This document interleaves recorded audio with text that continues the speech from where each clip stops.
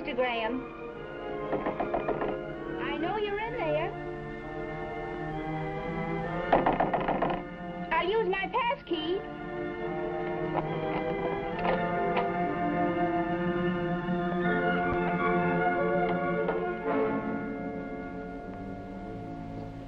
Go away, Rose. You're in a lot of trouble. Someone just phoned saying that detective was on his way over. You're liable to be arrested on suspicion of murder. I know. What did you do to your wife, Geraldine, Mr. Graham? Where is she? Look around. Her colognes, her perfumes. See? All her clothes. Her magazines. Even her cigarette. But where is she? In this room, where she always is. Oh, now, Mr. Graham. Where do you think she is, Rose? Well, you've got me. I'm on a merry-go-round. I don't know what to think. You seem like such an ideal couple. When I'd see you and your wife together... What was that you said? When was the last time you saw Geraldine? Well, I've been trying to remember, but about a month ago. A month ago, eh? A month ago. You'll stop laughing when they arrest you for murder. Oh, come now. How could I have killed my Geraldine? Then where is she? Where she always was. Yeah. What are you talking about? That's true. She's an idea, nothing more. She's my idea. I'm not crazy, Rose. My reasons for creating Geraldine were most sensible, I assure you. It was the only way I could finally make something of my life. You see, I had always been lonely, and I had settled long ago for being a failure.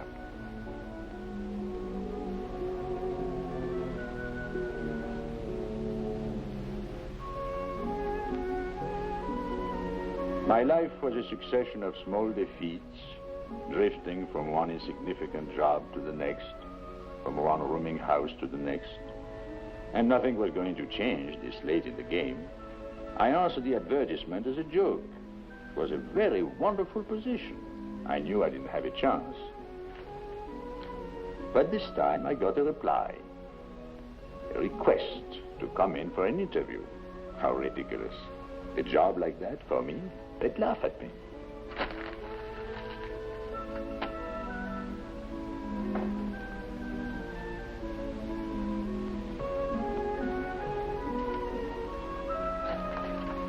But I suppose hope is the last thing to die in a man.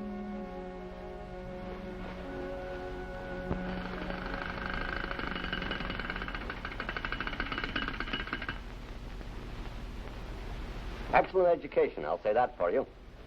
Thank you, sir. I was a real dummy in school, but I appreciate brains. Got great respect for brains. Of course, you never did much with all that education. That's true. This is an important job with my toy factory. Great responsibility. The average employer, he'd look at you and what would he say? Dated, seedy, uninspired, unaggressive, dull.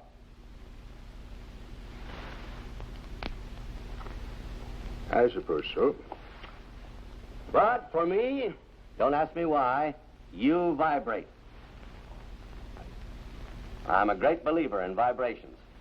I can enter an empty house, and in 2 seconds I can tell you whether or not the house is for me just by the vibrations. Also, I'm fed up to here with these slick young hotshots. Give me a middle-aged, substantial, settled man with responsibilities. And you know what you've got? Stability. Sir? Prepare a standard contract for Mr. Graham. He'll be starting Monday. Yes, sir. 2 things I believe in, Graham. Vibrations and stability. I wouldn't have a man in an important job who didn't vibrate for me personally. And who didn't have a wife and family to come home to when the day's work is done.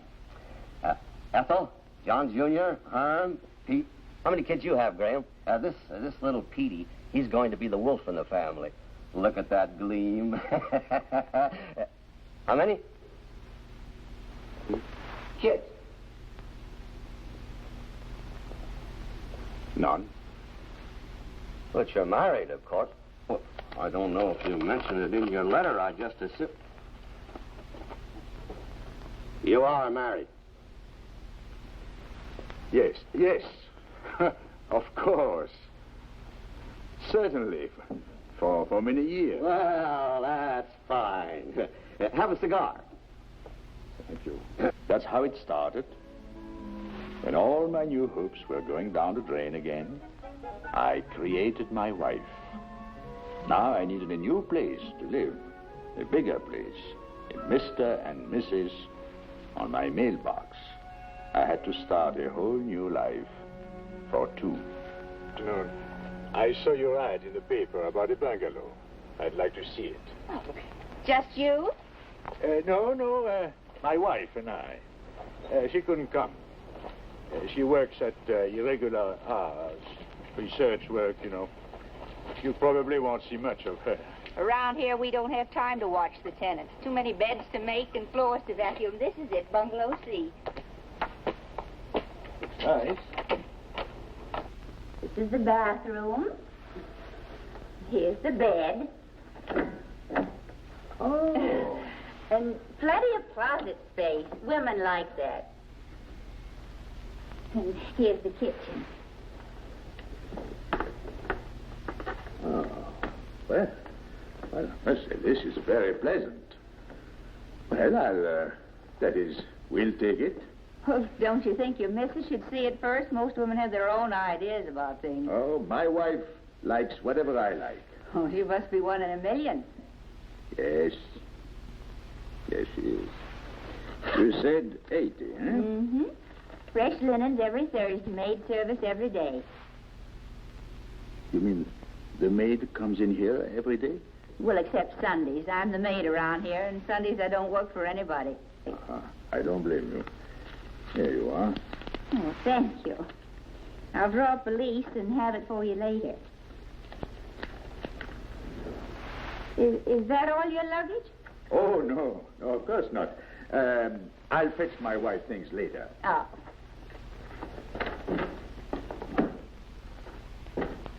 May I help you? Well, I'll take these. They're for my wife. All of them? Yes, it's her birthday. This is size 16, size 9, size 32. But you must have one of those new adjustable models. Oh. Well, I must say I don't know much about shopping. You men are such frauds. What do you mean? Well, you're so high and mighty until you enter a woman's shop, and then you just shrink into nothing. Now, tell me, is she tall or short? Is she slim or plump? Describe her to me. Give me some idea of her coloring, of her temperament, so I can know what to pick out. What is your wife like? Well, it's a little difficult. She's slim, graceful, very dainty. No more than 5 feet tall.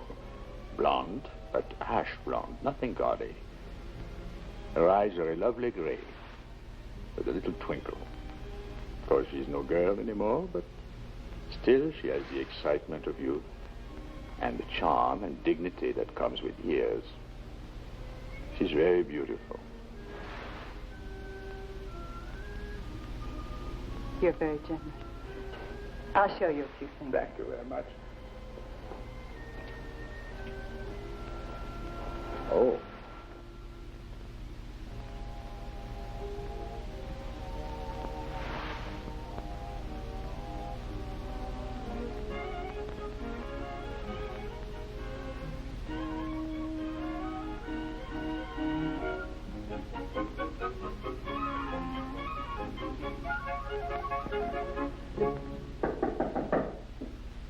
Yes?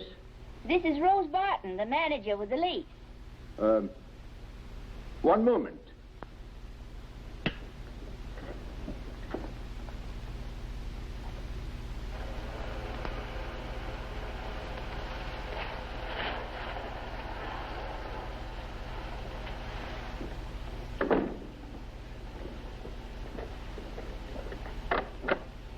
come in. Thank you. I like to get all the paperwork out of the way. Of course.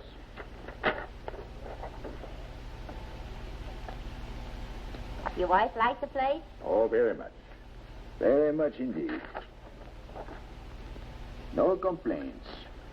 No complaints? She sounds too good to be true. Here you are. Oh, your wife has to sign it, too. Oh.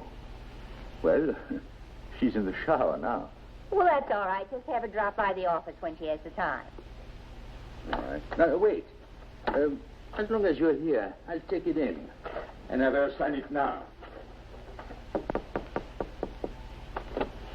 I'm coming in, sweetheart.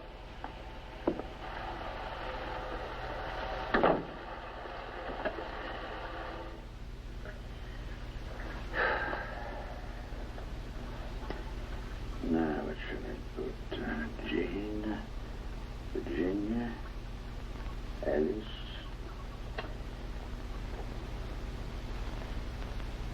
Well, Geraldine.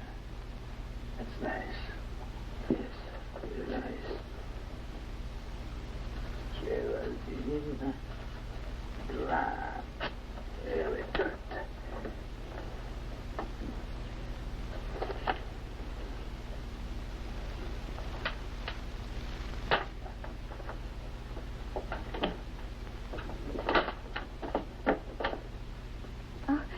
I was admiring her clothes. She has very good taste. Why, thank you. Never had much time for nice clothes myself, and apron's my specialty. Here is the lease. Oh, excuse me. It's a little wet. Thank you. I hope to meet Mrs. Graham soon. By the way, I guess Geraldine is not too good to be true after all. There is one complaint. Oh, She says the water is not hot enough. spoke too soon, huh? All right, I'll check the heater.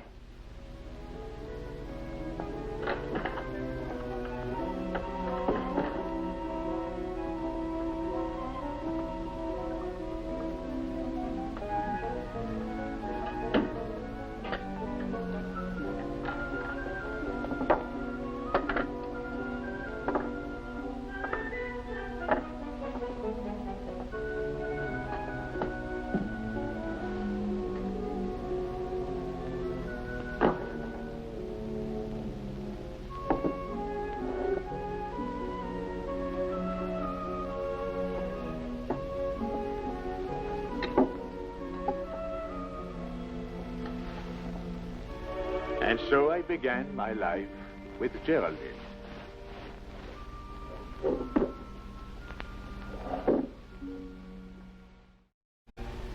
You say Geraldine doesn't exist, but the mailman brings her magazines, letters. I subscribe to the magazines.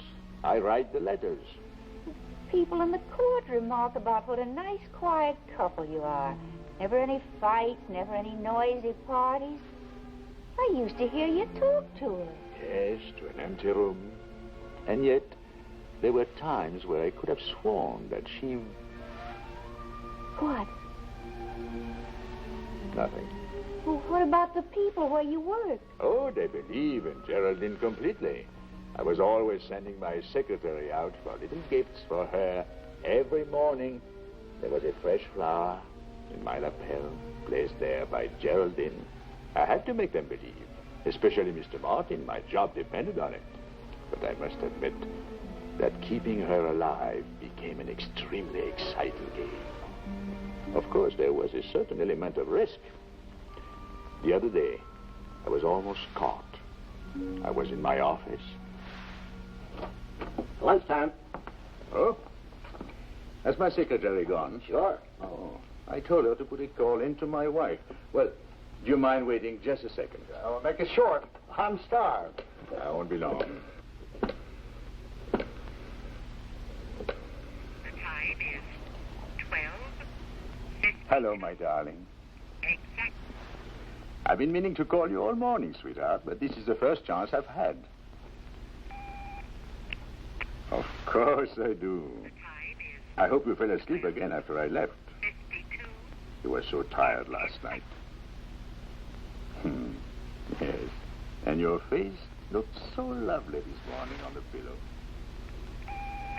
The time is 12:52. Well, see you tonight, sweetheart. 20 seconds. What are you doing?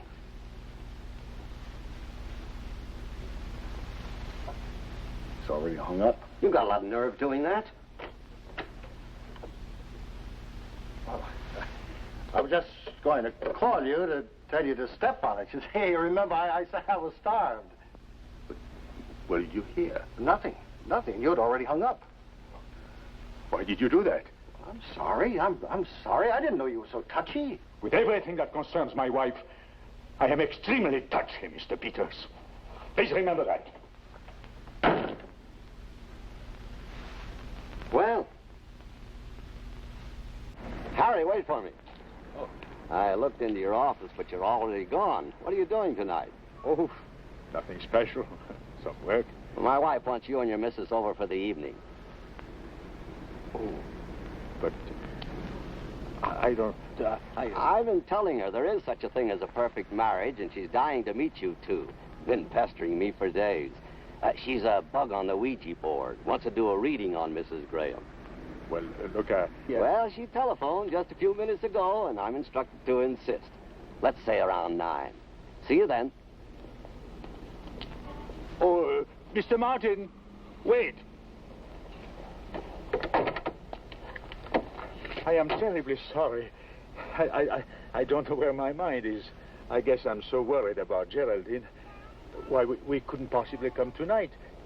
She has been quite ill with the flu for the last week. Oh, I'm sorry to hear that. Yes, and the doctor says she'll have to stay in bed for a few days longer. Yes, he's afraid of complications. Well, let me know when she's feeling better. I will.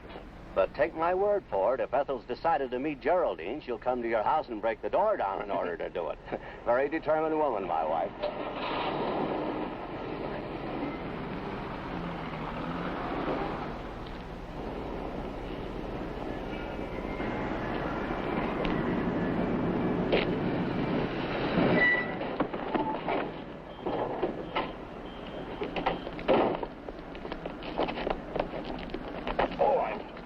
I'm terribly sorry.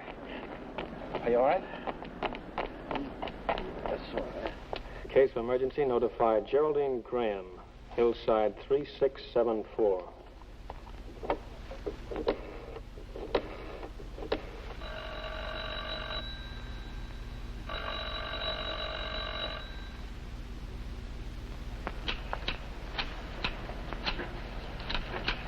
Good afternoon. Afternoon. The phone's been ringing night and day at the Grand Bungalow. There it goes again. Yes. I don't know how many times it woke me and the mister up last night. You'd better do something about it. I guess I will.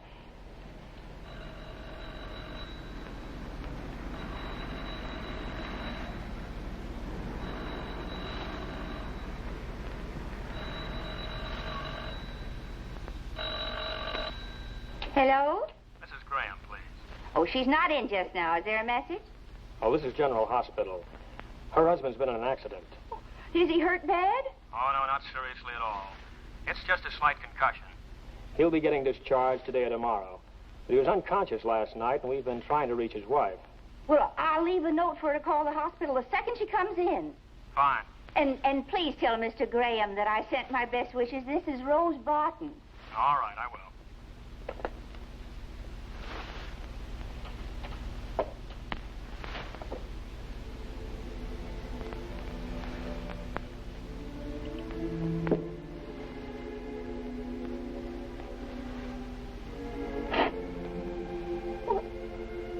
Never been opened. Oh, there you are, Mrs. Graham. I'm not Mrs. Graham. I'm the manager. Oh, well, when I called the hospital, they said they hadn't been able to reach Mrs. Graham. I got worried, her being so sick. Is she okay now? Well, I didn't know she was sick. Well, Harry said she'd been in bed for a week. Has to stay there. Look, I don't understand. then it's unanimous. Neither do I. Well, when's the last time you saw Mrs. Graham? Well, just last...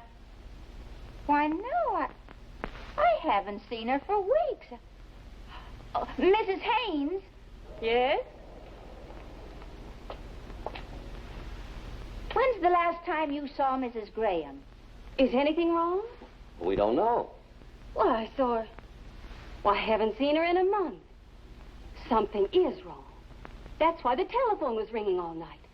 I just know something is wrong. Oh, maybe she just went out of town for a day or two. He said she'd been in bed for a week. Well, all her clothes are still here, and their suitcases. So she hasn't gone out of town. He's killed her. Nonsense. It's true. He's killed her and hidden the body. Oh, shut up. Then where is she? Where is she?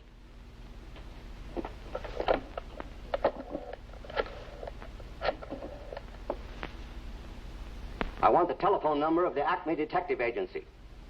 Yes, I'll wait. Well, eventually it had to happen. If it hadn't been the accident, it would have been something else.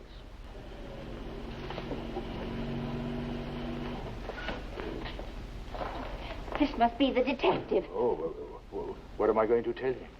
The truth. What else can you tell him? The truth. But you think he will believe me? And even if he does, what would it mean to my plans?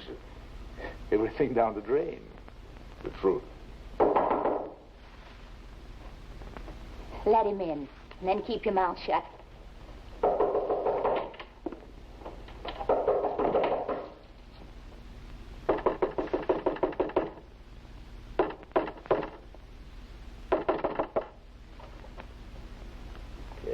Mr. Graham?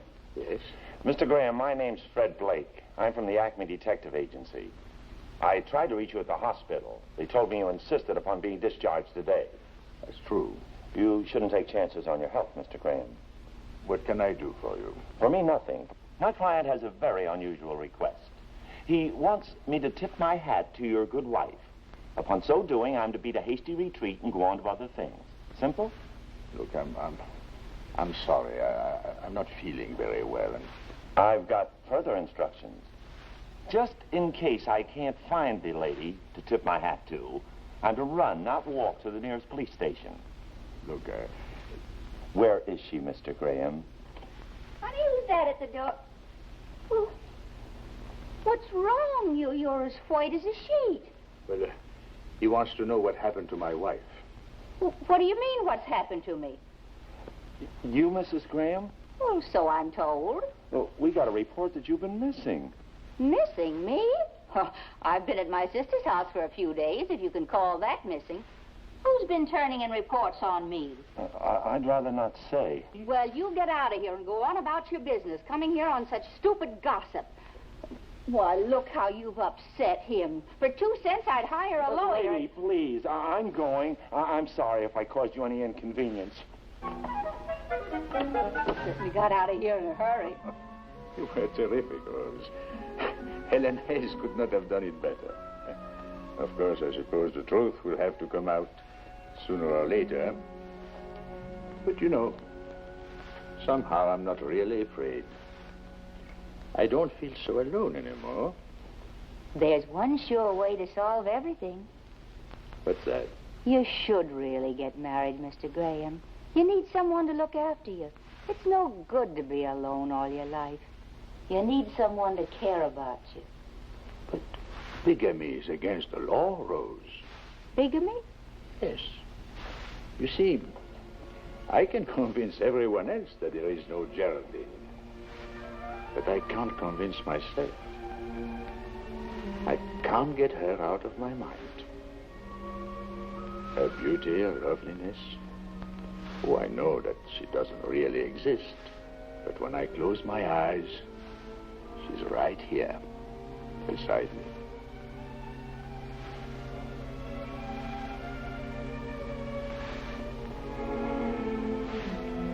How could I ever possibly give up my wife, Geraldine?